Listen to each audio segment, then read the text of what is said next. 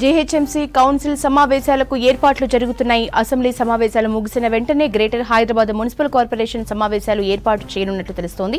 ఈ మేరకు కార్యదర్శితో మేయర్ గద్వాల విజయలక్ష్మి భేటీ అయ్యారు. కౌన్సిల్ సమావేశాల నిర్వహణ విషయం కార్పొరేటర్లకు సమాచారం అందించాలని సూచించినట్లు తెలుస్తోంది. ఇటీవల రేవంత్తో మేయర్ గద్వాల విజయలక్ష్మి సమావేశమయ్యారు. సమావేశాల డిలేపై కార్పొరేటర్లు ఆగ్రహంగా ఉన్నారు. సమావేశాలు నిర్వహించడం లేదని బీజేపీ కార్పొరేటర్లు కోర్టు మెట్లు కూడా ఎక్కారు.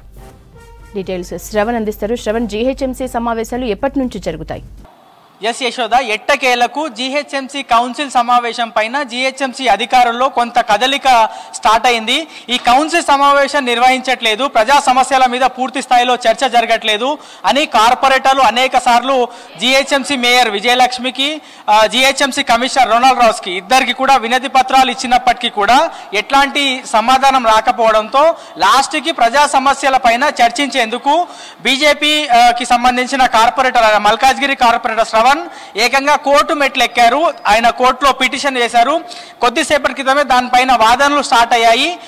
ఎట్లాంటి ఆదేశాలు వస్తాయని ఒకవైపు ఎదురు చూస్తుండగా, ఆసక్తి రేపుతుండగా, మరోవైపు జీహెచ్ఎంసీ మేయర్, జీహెచ్ఎంసీ కమిషనర్ కొద్దిసేపటి క్రితమే మేయర్ ఛాంబర్లో దాదాపుగా 40 నుంచి 45 నిమిషాల పాటు చర్చించుకున్నారు. మొన్న మేయర్ సీఎంతో మీట్ అయినటువంటి అంశాలు, జీహెచ్ఎంసీ ఆర్థిక పరిస్థితి, జీహెచ్ఎంసీకి సంబంధించిన స్టాండింగ్ కమిటీ నిర్వహణ, స్టాండింగ్ కమిటీకి సంబంధించిన నోటిఫికేషన్, దాంతోపాటు కౌన్సిల్ సమావేశం నిర్వహణ, ఇవన్నీ అంశాలు చర్చకు వచ్చాయి. సో కమిషనర్ మీటింగ్ నుంచి బయటికి వెళ్ళిపోయిన తర్వాత కొద్దిసేపట్లోనే జీహెచ్ఎంసీకి సంబంధించిన secretary Lakshmi GHMC mayor chamber లోపలికి వెళ్ళారు. మనము ఎక్స్క్లూజివ్గా ఆ విజువల్స్ స్క్రీన్ మీద చూడొచ్చు.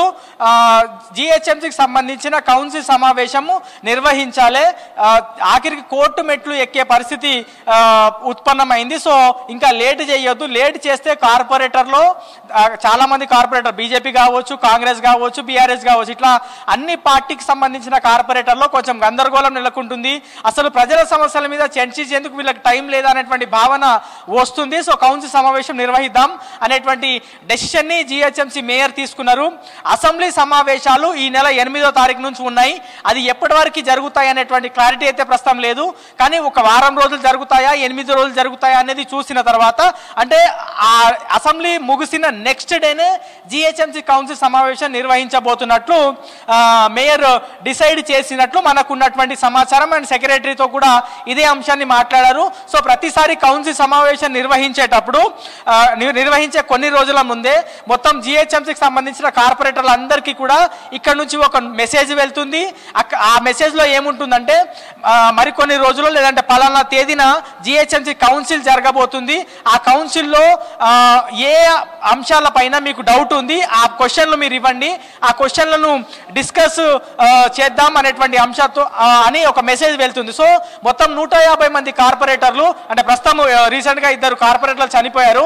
సో మొత్తం 148 149 మంది కార్పొరేటర్లు ఉన్నారు దాదాపుగా. సో వీళ్ళందరూ ఒక్కొక్క కార్పొరేటర్ 3 క్వశ్చన్లను కౌన్సిల్ సమావేశానికి, అంటే మేయర్ ఆఫీస్కి పంపుతారు. మేయర్ ఆఫీస్కి పంపిన తర్వాత మేయర్ అందులో నుంచి కొన్ని సెలెక్టివ్ క్వశ్చన్స్ని పికప్ చేస్తారు. ఆ పికప్ చేసిన తర్వాత కౌన్సిల్ సమావేశంలో ఆ క్వశ్చన్స్ పైన చర్చ జరగాలి. దాంతోపాటు అసలు ఎందుకు ఈ ఇబ్బందులు ఉత్పన్నమైనవి, ఏం జరిగిందనే అంశం పైన పూర్తి స్థాయి చర్చ జరిగి దానిపైన డిస్కషన్ జరిగి కార్పొరేటర్లకి ఏవైతే ప్రశ్నలు అడిగారో, ఏవైతే ఆ డివిజన్లో సమస్యలు ఉన్నాయో దాని మీద క్లారిటీ వచ్చేటువంటి అవకాశం ఉంటుంది. సో మేబీ మరికొన్ని ఒక గంట సేపట్లో కార్పొరేటర్లందరికీ మెసేజ్ వెళ్తాయనేటువంటి సమాచారం మనకుంది. అండ్ మరోవైపు ఈ కౌన్సిల్ సమావేశం నిర్వహణ కోసం అవసరమైనటువంటి జాగ్రత్తలు, చర్యలు అండ్ ఫుడ్కి సంబంధించిన ఏర్పాట్లు, ఇతర ఏర్పాట్లన్నీ కూడా చూడాల్సిందిగా కూడా మేయర్ ఇప్పటికే సెక్రటరీకి ఆదేశాలు జారీ చేశారు.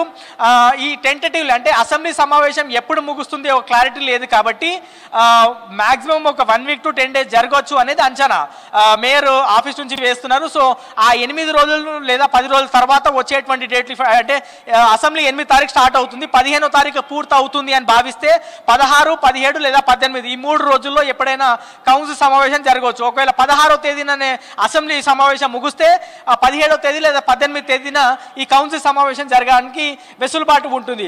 ఎట్టకేలకు కమిషనరు మేయరు మాట్లాడుకున్నారు. ఇన్ని రోజుల నుంచి వాళ్ళిద్దరి మధ్యలో కొంచెం గ్యాప్ ఉంది, చాలా వరకు డిస్టర్బెన్సెస్ ఉన్నాయి అనేటువంటి వార్తలు బాగా బయటికి వచ్చాయి.